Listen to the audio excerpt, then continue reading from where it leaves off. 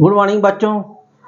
Today we learn very interesting topic that is simple interest और compound interest. इससे पहले मैं सिंपल इंटरेस्ट पे वीडियो बना चुका हूं, आप उसको देख सकते हैं।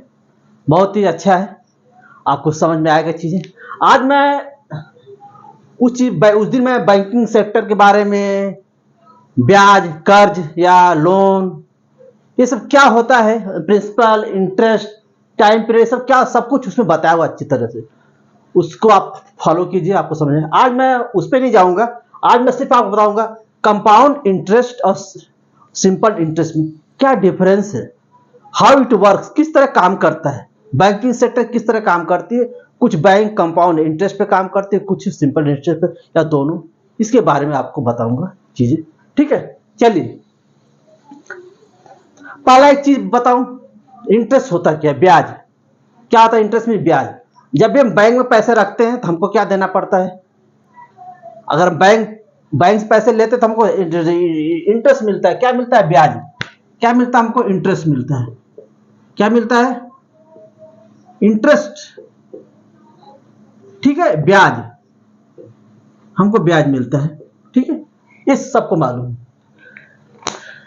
पैसे हम बैंक में रखते हैं, हमको इंटरेस्ट मिले, जिससे हमारी ग्रास वैल्यू, जो हमारा मूलधन है, प्रिंसिपल अमाउंट, क्या धीरे धीरे बढ़ता जाए, हमारा पैसा बढ़े। घर में सेफ नहीं है, इसे बैंक में पैसे नहीं बढ़ता, हमारा पैसा बढ़ता जाए, मनी हमारी बढ़ती जाए, ठीक है। और अगर पैसे नहीं है किसी कारोबार के लिए या बिजनेस के लिए, एजुकेशन के लिए, हम बैंक से लोन लेते हैं।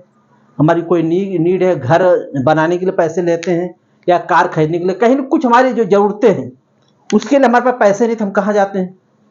पहले के जमाने में मनी लेंडर होते थे, बड़े बड़े साहूकार, जमींदार होते थे, जिनके यहाँ जाके पैसे लोग लेते थे, लेकिन वो उतना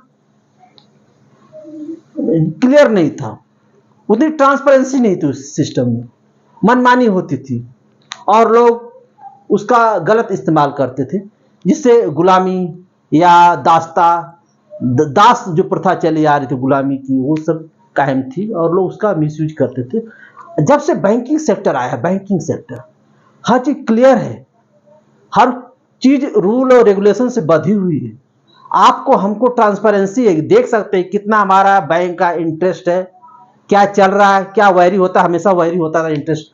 तो इंटरेस्ट जो वैरी हो रहा है, हमको सब कुछ हमको पता चलता है। आजकल जितने सोर्सेज है, मोबाइल है, हमारे पास नेट है, इंटरनेट से, उससे मेल है, जिससे हमें पता चलता है day to day update life में कि बैंक का आज की डेट में क्या इंटरेस्ट है। हमें कई बैंक है, किस बैंक में पैसा मनी को जमा करना है जिससे हमें ज्यादा मिले इंटरेस्ट। सबका क्या मोटो होता है? हम ज्यादा इंटरेस्ट अर्न कर सकें, ठीक है। तो हम ये देखते हैं हमें किस बैंक में रखें कि हमें ज्यादा पैसे, और कितने पीरियड के लिए रखें, उस पर भी रहता है इंटरेस्ट। जब भी होता है ना बैंक में, वो लिंक रहता है किससे? टाइम पीरियड से। किससे रहता है लिंक? हमेशा टाइम पीरियड से लिंक रहता है। आप ज्यादा समय के लिए पैसे रखते हो बैंक में तो आपको ज्यादा इंटरेस्ट मिलता है, कम समय के लिए कम। और अमाउंट पे भी करता है निर्भर में, पी पे। आप जितना रखेंगे उसके हिसाब से आपको ज्यादा मिलेगा इंटरेस्ट। तो हमेशा आर जो होता है कि वो बैंक का जो रेट होता है ना, आपका टाइम पीरियड और मनी पे डिपेंड करता है। जितना ज्यादा पैसे आप करोगे जमा, जितना लंबे समय के लिए, लॉन्ग पीरियड के लिए जमा करोगे, आपका इंटरेस्ट उतना ही ज्यादा मिलेगा। तो ये सिस्टम है जो बैंक में जब जाते हैं सब कुछ वहां लिखा रहता है, और आप की सर ट्रांसपेरेंसी रहती है, हमको आपको मालूम रहता है, कुछ छुपा नहीं रहता है। उसी तरह जब हम बैंक से लोन लेने जाते हैं तो भी हमको पहले वो बैंकर जो रहता है वो हमें बता देता है कितना इंटरेस्ट, क्या रेट रहेगा, सब कुछ क्लियर कट हमको बता देता है कि हमको कितना हम लोन लेंगे, कितना हमें इंटरेस्ट कितने साल के बाद, कितने ईयर के बाद पे करना पड़ेगा, सब कुछ वो कैलकुलेट करके बता देता है, और हम उसके बाद डिसीजन लेते हैं। चलिए, दूसरा है जो मेन आज का टॉपिक था, सिंपल इंटरेस्ट और कंपाउंड इंटरेस्ट। ये चीज कैसे वर्क करता है, ठीक है। दो चीजें हैं, इंटरेस्ट दोनों में जुड़ा है, मींस ब्याज, दोनों में ब्याज लगना है। फर्क क्या दोनों में, कंपाउंड इंटरेस्ट सिंपल इंटरेस्ट में? मेन जो है कि जब आप कोई चीज प्रिंसिपल, कोई भी प्रिंसिपल पी आप रखते हो बैंक में, आपको आफ्टर 1 ईयर क्या होता है, आफ्टर 1 ईयर, 1 साल के बाद, आफ्टर 1 ईयर आपको क्या मिलता है, कुछ अमाउंट मिलता है। वो क्या होता है, amount P plus S I होता है, सिंपल इंटरेस्ट यही होता है। 1 साल बाद आपको इंटरेस्ट क्या आ जाएगा, पी प्लस जो मिला है 1 साल का इंटरेस्ट, वो दोनों जोड़ देंगे तो आपका ये हो जाएगा अमाउंट, टोटल बैंक में उतना हो जाएगा। या लोन लेते हो तो आपके पास इतना लोन हो जाएगा, फिर आपका हर साल इतना अमाउंट जो हो जाएगा मिलेगा। जब सिंपल इंटरेस्ट वो वर्क करता है ना, ये जो अमाउंट है पी पी, अगर आपने टी ईयर के लिए अगर लोन आपने लिया है फॉर टी ईयर के लिए, मतलब टी क्या शो करता है, टाइम पीरियड, कितने टाइम पीरियड के लिए आपने लोन लिया है, हर साल के लिए पी क्या होगा, फिक्स होगा। मत अगर हम मान ली पी आपने 4 ईयर के लिए लिया है, कितना, 4 ईयर के लिए, तो अगर सिंपल इंटरेस्ट वर्क करता है, क्या करता है, सिंपल इंटरेस्ट फर्स्ट ईयर के लिए, फर्स्ट ईयर के लिए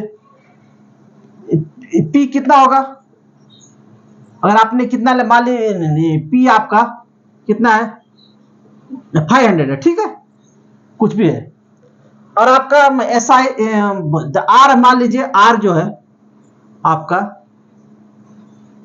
10% क्या है पर एनम, ठीक है, आर जो आपका 10 है और पी आपका 500 है, इस तरह है, और टी आपका 4 ईयर है, ठीक है, ये आपका है, ठीक है। अब देखिए अगर 1 ईयर आफ्टर 1 ईयर, पहले साल के लिए आप पैसे जमा करते हो, फर्स्ट ईयर के लिए पी कितना रहेगा आपका 500, ठीक है, फर्स्ट ईयर के लिए 500। आफ्टर 1 ईयर कंप्लीट होने के बाद आपको क्या मिलेगा, ए आपका क्या आ जाएगा, जो आपका पैसा amount P plus simple interest कितना है, 1 साल का 100 पे कितना है, आर के 10%, 100 पे कितना है 10, तो 500 कितना आ जाएगा 50, आप सॉल्व करो तो कितना आएगा इंटरेस्ट, 500 प्लस 50 कितना होगा आपका अमाउंट, कितना आ जाएगा 500, आपका प्रिंसिपल प्लस आप इंटरेस्ट आप सॉल्व करो कितना आएगा, 1 ईयर के लिए कितना आएगा 50 रुपीज। नेक्स्ट ईयर के लिए, सेकेंड ईयर के लिए अगर सिंपल इंटरेस्ट वर्क करता है, पी फिर से पी क्या रहेगा, वही रहेगा, कितना रहेगा 500 रहेगा, फिर आपको एक कितना आ जाएगा, फिर से आपको इंटरेस्ट सिंपल इंटरेस्ट कितना होगा, फिर से आप 50, जैसे इस बार फर्स्ट ईयर में आपने एस आई आपने कितना पे किया simple interest 50 rupees, after 1 year जब आपने कंप्लीट किया, एस आई कितना आपने पे किया करें 50 रुपीज। फिर नेक्स्ट ईयर के लिए फिर से पी क्या रहेगा, वही रहेगा, पी ए फिक्स रहेगा, फिर आप नेक्स्ट ईयर के लिए आपने 50 आपको फिर से पे करना इंटरेस्ट, इसीलिए थर्ड ईयर के लिए भी पी क्या रहेगा, फिक्स रहेगा, यही रहेगा। आप अपना कैलकुलेट कर सकते हो, इस साल कितना मुझे देना, फिर से वही देना 50 रुपीज। फिर आपने कितने साल के लिए डाले, 4 ईयर के लिए, आफ्टर लगभग 4 साल पी का चौथे साल के लिए यही रहेगा, पी हमेशा जो फर्स्ट ईयर के आपने लिया वही पी हमेशा फिक्स हो जाएगा, और एस आई हर साल जो होगा वो भी फिक्स रहेगा, क्योंकि पी फिक्स है तो एस आई भी फिक्स आएगा, तो हर साल के लिए पी फिक्स है, और एस आई जो आपका आएगा इंटरेस्ट वो भी सिंपल इंटरेस्ट, वो भी क्या हर साल के लिए फिक्स आ रहा है ना। इस तरह सिंपल इंटरेस्ट वर्क करता है, हर साल के लिए आपका प्रिंसिपल जो होता है वो फिक्स होता है, जैसे टाइम पीरियड जाता है हर साल के एंड में आपका अमाउंट क्या होता है, पी प्रिंसिपल प्लस इंटरेस्ट दोनों ऐड होकर अमाउंट आपका कैलकुलेट होता है। तो अमाउंट हर साल चेंज होता है, लेकिन आपके हर साल के लिए जो बैंक का कैलकुलेशन सिस्टम है इंटरेस्ट का, पी हर साल के लिए सेम रहेगा, क्या रहेगा, पी हर साल के लिए सेम रहेगा, लेकिन कंपाउंड इंटरेस्ट में ऐसा नहीं होता है, लेकिन कंपाउंड इंटरेस्ट में हर साल के लिए ऐसा नहीं होता है। कंपाउंड इंटरेस्ट मीन्स क्या बोला, सिंपल भाषा में ब्याज पे ब्याज, ब्याज पे ब्याज, ब्याज पे ब्याज, मतलब क्या है, ब्याज पे ब्याज, यही होता है कंपाउंड इंटरेस्ट। तो जब ब्याज पे ब्याज देगा मतलब हर साल जो आपका प्रिंसिपल होगा वो चेंज होता रहेगा। क्या रहेगा? हर साल प्रिंसिपल आपका चेंज होता जाएगा। प्रिंसिपल चेंज होना मतलब आपका इंटरेस्ट हर साल चेंज हो जाएगा। इसीलिए बोलते हैं ना कंपाउंड इंटरेस्ट, ब्याज पे ब्याज लग रहा है। बहुत अच्छी बात तो नहीं है, ब्याज पे भी ब्याज दे रहे हैं। तो हम यही देखते हैं बैंक में कहीं जाते हैं, क्या बात है, इसका कंपाउंड है इंटरेस्ट लग रहा है या सिंपल इंटरेस्ट लग रहा है। तो हमारा ये मोटो रहता है कंपाउंड इंटरेस्ट न वर्क करे, क्योंकि उसमें अब जब जाओ कंपाउंड इंटरेस्ट में आपको ज्यादा मनी पे करना पड़ेगा एज इंटरेस्ट। तो कंपाउंड इंटरेस्ट में क्या होता है, अब देखिए, अगर यही कंपाउंड इंटरेस्ट लगे फर्स्ट ईयर के लिए, तो जो एसआई है यही कंपाउंड में करेंगे यही सेम आएगा। फर्स्ट ईयर के लिए जो सिंपल इंटरेस्ट दोनों के लिए सेम आएगा, लेकिन अगले साल के लिए एसआई जो होगा और जो कंपाउंड इंटरेस्ट दोनों चेंज हो जाएगा, क्योंकि आपका पी चेंज हो जाएगा। देखिए, जब आपका कंपाउंड इंटरेस्ट वर्क करेगा, कंपाउंड इंटरेस्ट करेगा वर्क, ठीक है, ये वर्क करेगा, तो फर्स्ट ईयर के बाद और फर्स्ट ईयर दोनों सेम रहेगा, यहां पे वही सेम रहेगा, ठीक है। सेकेंड ईयर के लिए जब आप आओगे, ये प्रिंसिपल जो हो जाएगा ना, ये जो पी जो हो जाएगा, P1 हो जाएगा। ये क्या हो जाएगा? प्रिंसिपल प्लस इंटरेस्ट दोनों मिलके जो आपका ना अमाउंट होता है वही ये प्रिंसिपल हो जाएगा। इस साल के अंत में, इस साल के अंत में जो हो जाएगा आपका अमाउंट कितना हो जाएगा? प्रिंसिपल प्लस इंटरेस्ट दोनों मिलकर क्या बनता है? इंटरेस्ट।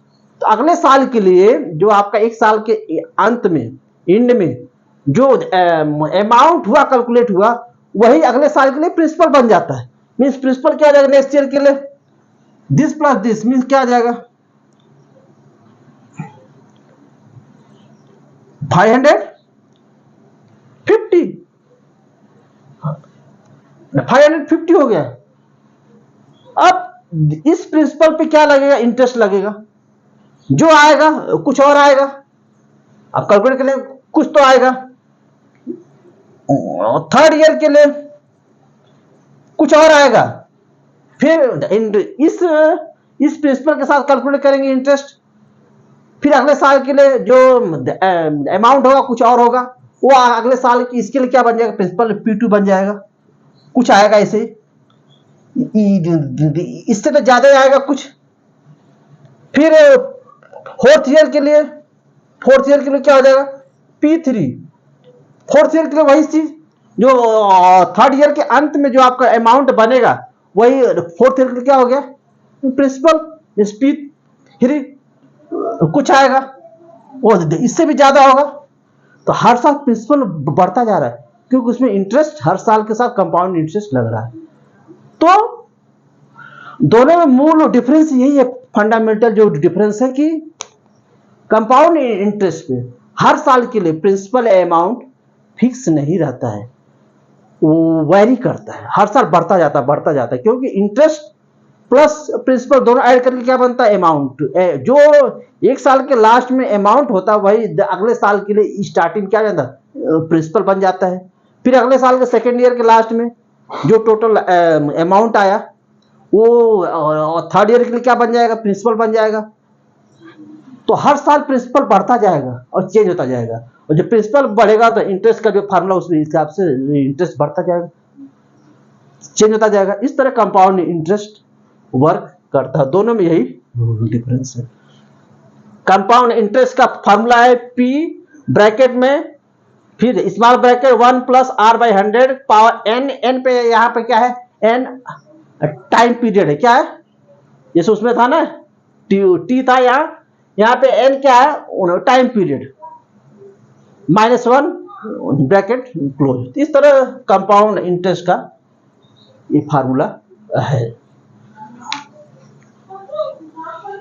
तो ये आपको मैंने कंपाउंड इंटरेस्ट और सिंपल इंटरेस्ट के दोनों में डिफरेंस क्या होता है, कैसे वो वर्क करता है, ये बेसिक चीजें आपको बताई।